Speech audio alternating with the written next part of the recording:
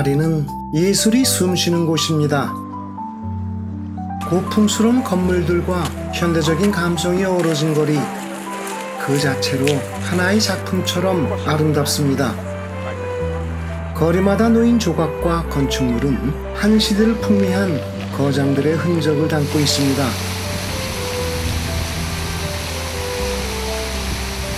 도시의 중심을 가로지르는 센강은 수백 년의 역사와 문화를 품고 오늘도 흘러갑니다. 시간과 감성이 공존하는 프랑스의 수도, 이곳은 예술의 도시 파리입니다. 프랑스의 심장 파리, 태양왕 루이 14세 시대를 거치며 눈부신 문화의 꽃을 피운 도시입니다. 세계 최대 박물관으로 재탄생한 프랑스 국왕들의 장엄한 궁전, 프랑스 역사의 가장 찬란했던 순간을 기억하고 있는 이곳은 루브르 박물관입니다. 센 강변에 자리한 이 웅장한 건축물은 수백 년의 시간과 권력, 그리고 예술의 흔적을 품고 있습니다. 12세기엔 요새로 시작됐지만 르네상스 시대를 거치며 프랑스 왕들의 궁전으로 사용됩니다. 태양왕이라 불리는 루이 14세는 1672년 베르사유 궁전을 지어 거처를 옮깁니다. 그 전까지 루브르는 프랑스 왕가의 상징적인 궁전이었습니다. 이후 루브르는 왕실 예술품을 전시하는 공간으로 활용합니다. 1793년 프랑스 혁명의 경랑 속에서 루브르는 새로운 역할을 맡게 됩니다.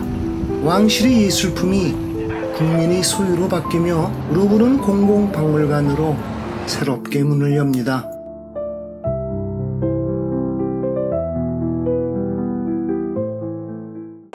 빛이 스며드는 대리석 복도, 이곳은 수백 년의 예술과 역사가 살아 숨쉬는 길입니다.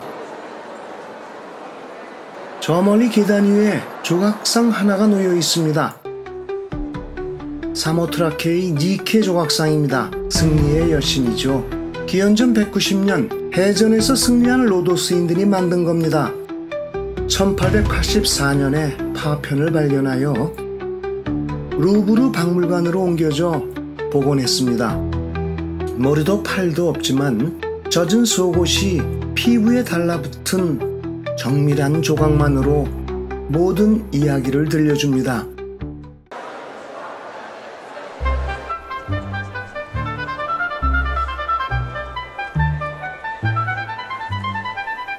왕의 숨결이 깃든 이 궁전은 화려함 속에 역사와 미학이 공존하는 공간입니다. 천장을 올려다보면 신화와 역사 속 장면들이 황금빛 프레임 속에 생생히 펼쳐지고, 벽면과 기둥마다 새겨진 섬세한 조각들은 시간을 초월한 장인들의 손길이 느껴집니다.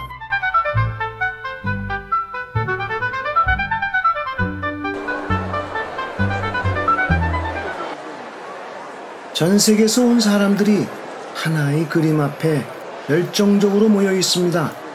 수많은 시선이 향하는 곳은 바로 레오나르도 다빈치의 그 유명한 모나리자입니다. 두터운 방탄유리 너머 작고 단장한 캠퍼스 속 그녀는 수백 년의 시간을 지나 지금도 우리를 바라봅니다. 설명하기 어려운 미소와 말없이 이야기를 건네는 눈빛, 피렌체 상인의 의뢰로 부인의 초상화를 그렸지만 다빈치는 이 그림을 너무 아껴 끝내 누구에게도 넘기지 않았습니다. 16세기 프랑스와 1세가 다빈치를 프랑스로 초청했을 때 이 초상화를 가져왔습니다. 프랑스와 1세는 프랑스의 르네상스를 이끌어 유럽 문화의 중심으로 만든 프랑스에서 가장 사랑받는 왕입니다. 1519년 임종을 앞둔 다빈치를 프랑스와 1세가 머리를 바치는 장면입니다. 다빈치 사후 300년 후에 앵글러는 이 그림을 그렸습니다. 다빈치의 마지막 안식처는 고향인 피렌체가 아닌 프랑스의 작은 성당입니다. 그의 무덤은요, 놀랄 만큼 소박합니다. 흰 대리석 위에 새겨진 이름, 그의 삶처럼 깊이 있고 조용한 울림을 남깁니다. 루브르가 소장한 다빈치의 또 다른 작품들입니다.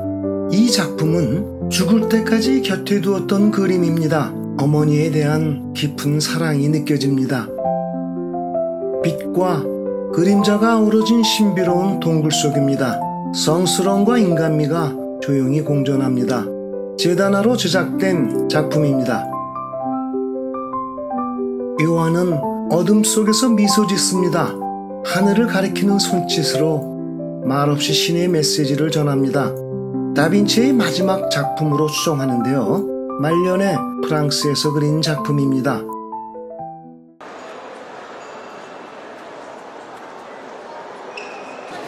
오달리스크, 이 작품도 많은 사랑을 받는 그림입니다.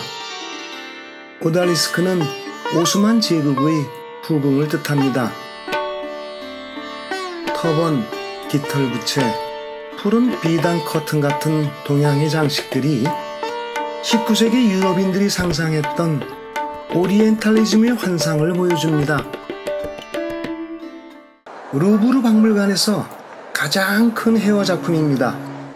파올로 베로네세가 베네치아의 산조르조 마조레 수도원 식당에 걸어놓았던 대작입니다. 예수가 물을 포도주로 바꾸는 첫 기적의 순간을 132명의 인물과 화려한 색채로 웅장하게 표현했습니다. 이 작품은 나폴레옹이 베네치아를 점령했을 때 프랑스로 가져온 수많은 전리품 중 하나입니다.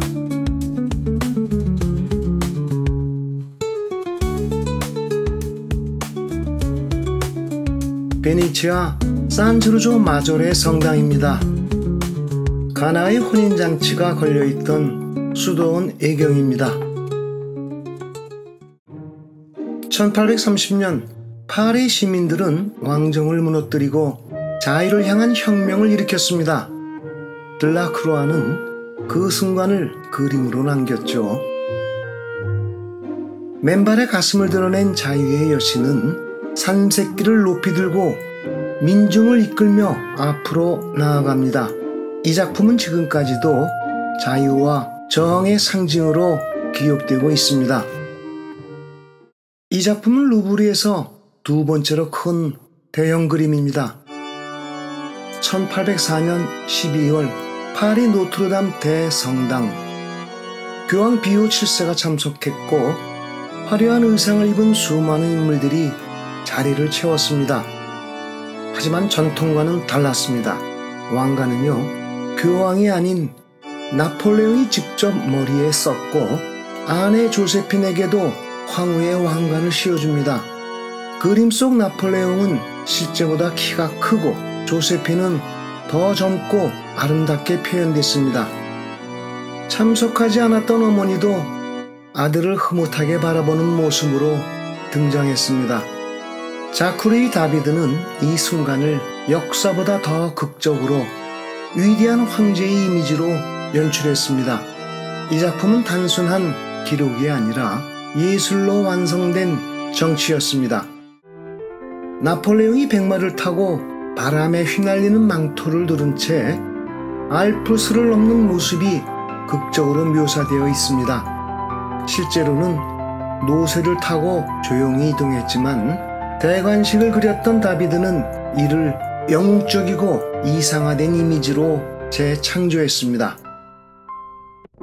장폴 마라는 프랑스 혁명의 급진파 지도자이자 언론이었습니다. 이 그림을 그린 다비드의 친구였죠. 마라의 죽음을 그는 기독교 순교자처럼 표현했습니다. 혁명 정신을 상징하는 강력한 이미지로 구현했습니다. 다비드는 신화의 이야기도 그렸습니다. 로마의 건국자 로물루스는 인구 부족을 해결하기 위해 사비니족 여성들을 납치해 로마 병사들과 강제로 결혼시킵니다. 3년 뒤 사비니족이 로마를 공격하자 남편과 아버지 사이에 선 사비니 여인들은 아이를 품에 안고 싸움을 멈춰달라 외칩니다. 피보다 강한 것은 사랑이며 전쟁보다 깊은 것은 가족임을 이 그림을 통해 전달합니다.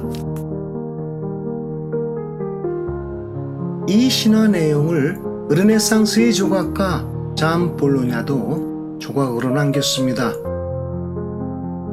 이 조각상은 피렌체 라보나 광장에 있습니다.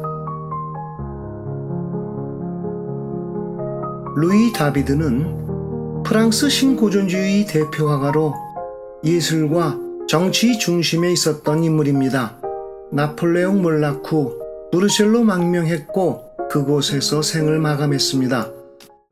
다비드가 그린 나폴레옹이 연출된 이미지와 달리 신고전주의 화가 앙투아는 전쟁의 참혹함과 황제의 인간적인 면모를 동시에 보여주는 작품을 그렸습니다.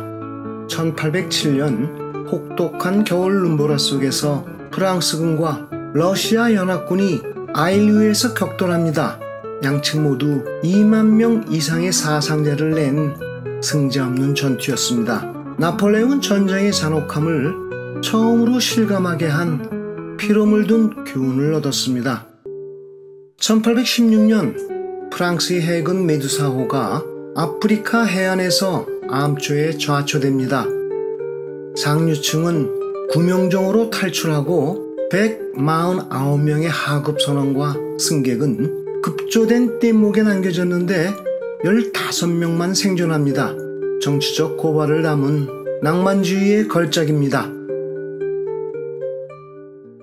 이곳은 고대 그리스 조각상을 볼 수 있는 곳입니다.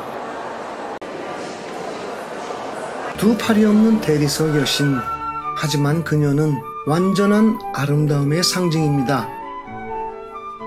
기원전 130년경 고대 그리스의 밀로스 섬에서 탄생한 이 조각은 사랑과 미의 여신 비너스를 묘사한 작품으로 헬레니즘 시대의 우아함과 균형미를 담고 있습니다. 1820년 한 농부가 발견한 이 조각은 루브르 박물관에 자리 잡았습니다. 밀러의 비너스는 모나리자, 사모트라케의 니케와 함께 루브르의 3대 걸작입니다. 카리아티드는 기둥 대신 여인의 형상을 한 조각상을 뜻합니다. 고대 아테네의 에레크테이온 신전 여인 조각상을 장기용이 복제했습니다. 카리아티드는 건축과 인간의 아름다움이 하나로 융합된 상징입니다.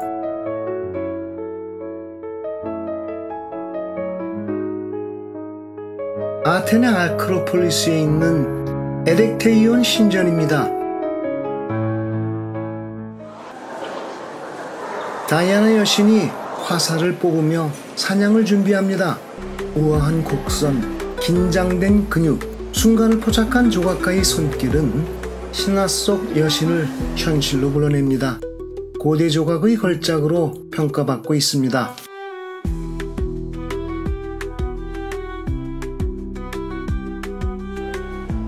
샌들을 고쳐 신는 젊은 신의 모습, 신발끈을 매는 그의 자세는 고요하면서도 긴장감이 감돕니다. 헤르메스는 신들의 전령이자 여행자 그리고 상인의 수호자입니다. 움직임과 정지 사이, 신화와 현실 사이를 잇는 최고의 조각품입니다.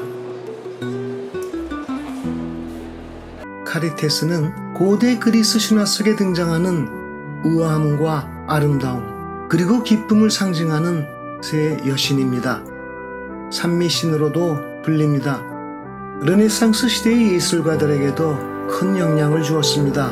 루벤스와 보티첼리 같은 거장들이 회화로 재해석해 그렸습니다.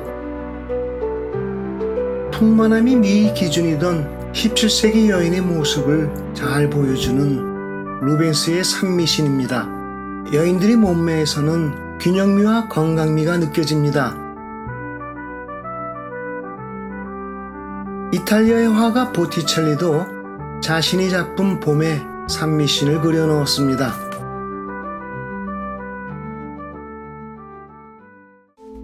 산미신에 관한 보티첼리의 벽화입니다.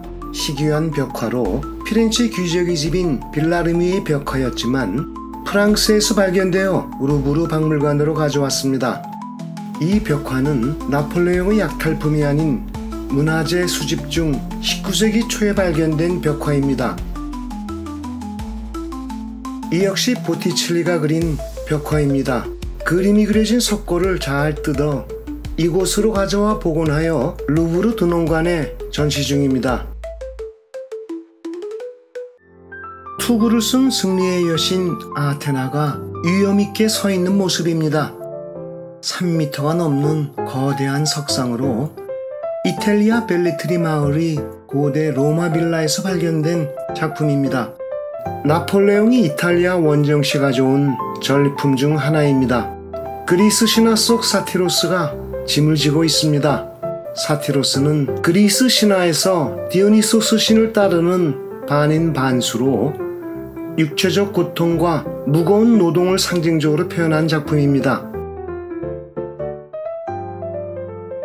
막강한 신 헤라클레스가 그의 아들 텔레포스를 품에 안고 있는 장면을 묘사했습니다. 강력한 신을 부드러운 아버지로 표현했습니다.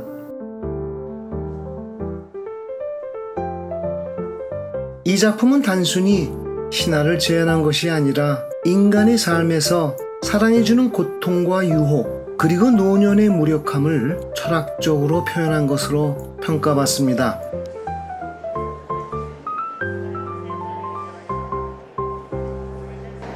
아름다운 여성의 뒷모습입니다. 관람자가 반대편으로 이동하면은 남성의 성기가 드러나며 놀라움을 줍니다. 이 작품은 고대 세계에서 성 정체성에 대한 상징적 이야기를 전합니다. 이탈리아의 조각가 베르니니가 대리석 침대를 만들어 주었습니다. 침대의 주름은 따뜻한 육체를 감쌉니다. 안토니오 카노바가 신화를 재해석해서 만든 작품입니다. 깊은 잠에 빠진 푸시케, 그녀를 찾아온 큐피드는 조심스레 그녀를 안아 올립니다. 사랑의 입맞춤이 닿는 순간 생명을 되찾습니다. 이 조각은 말합니다. 진정한 사랑은 죽음마저 이긴다고. 이곳에 모인 찬란한 문화유산들은 프랑스 왕실의 소장품만이 아닙니다. 수많은 전쟁과 정복의 흔적 속에서 전쟁이 진 나라의 역사와 예술이 전리품이 되었던 인류사의 씁쓸한 이면도 함께 담겨 있습니다. 그러나 루브르는 프랑스 역사에서 가장 빛났던 순간들을 기억하며 오늘날 전 세계인들에게 사랑받는 공간이 되었습니다.